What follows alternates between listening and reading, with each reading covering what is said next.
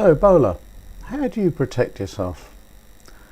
Well, quite simply, with all the news stories being full of people, even with full protective gear, who still get Ebola, there is only one way to protect yourself, and that is to avoid catching it in the first place. And how do you do that?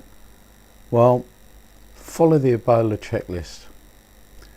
And here we've got the Ebola checklist that I've put together, and I'm going to say that, as usual, a bit of a disclaimer that I'm not a medical person. However, I am capable of reading scientific papers. I'm capable of watching news stories, which is more than President Obama was when he turned around and says, "You cannot catch Ebola by sitting next to somebody on the bus." Well, I'm afraid you can. If they cough over you, if they sneeze over you, then of course you can.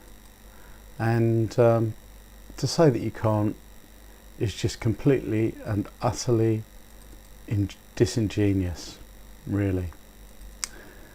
So let's run through this check sheet. First of all, we've got risk. Are you at risk of catching Ebola? Well, if you have lived or worked in close proximity to anybody who has been diagnosed with Ebola, obviously you are. If you have travelled within the last 30 days to a country in which Ebola is prevalent, then obviously yes, you are. Has an Ebola diagnosis been confirmed in the area you live in? You're kind of moderately at risk, and the reason behind this is that the Ebola virus can stay active on surfaces for somewhere between 3 and 10 days. Now, that means if someone has been travelling on public transport or has been in a building where you are, they've sneezed on some surface, you could pick it up.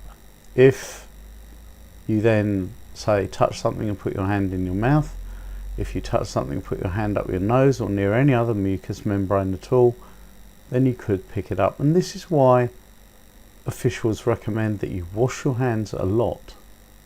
And I personally have started washing my hands a lot more just recently.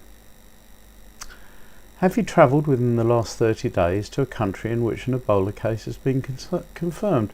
Same thing applies for exactly the same reasons. Do you work with legal or illegal immigrants from a country in which Ebola is prevalent? You just don't know who these people have come into contact with. You don't know where they've come from and when they've come from there. Avoid them. Are your neighbours legal or illegal immigrants from a country in which Ebola is prevalent? Again, if they are, avoid them. Have you received mail or a package from a country in which Ebola is prevalent?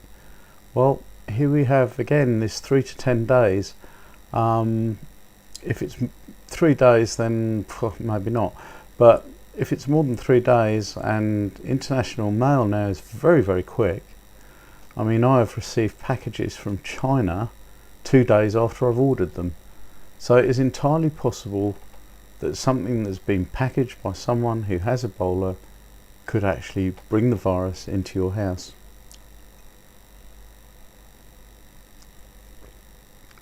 So if you've managed to answer yes to any of these questions of risk, then you have the diagnosis phase. Well, early Ebola symptoms, 5 to 10 days from exposure, basically are like flu. Later Ebola symptoms are more severe. So first of all, do you have any of the symptoms of mid-stage Ebola? That's rashes, chest pain, high fever, loss of appetite, blood in stools. If you have any of those and you've answered yes to any of the risk questions, you need to get yourself checked very quickly. And then, might you be in the early stages? Well, basically, if you feel like you've got flu, if you've got fever, chills, headache, body aches, cough, stomach pain, vomiting, diarrhea, that is typical of early Ebola. It's also typical of influenza. But if you've answered yes to any of the risk questions, then you need to check yourself out very quickly. Now obviously the main thing you can do to avoid catching Ebola is to avoid anyone who has it, avoid travelling in areas where it is known that people have actually been diagnosed with it. This, however, is easier said than done. If you work in certain jobs, airports, public transport and so on, you can't really avoid these people. You never know where they are, and if this is the case, you need to make sure that you're washing everything, you're washing your hands, you're washing your face, and you're doing it several times a day, whenever possible really. You're going to wash your skin off, but it's better that than you actually come down with it. And the reason you're washing isn't to stop Ebola absorbing through your skin, it's to stop you from transferring Ebola to your eyes, your nose, your mouth, just simply by touching yourself.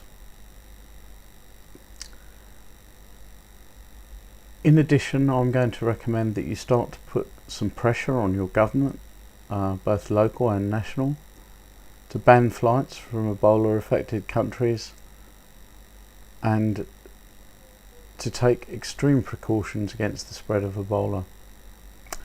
And I hope you found this useful, and if you have, please like, please subscribe, and please above all share. It's a very good idea to share this because this message needs to get out. Thank you very much.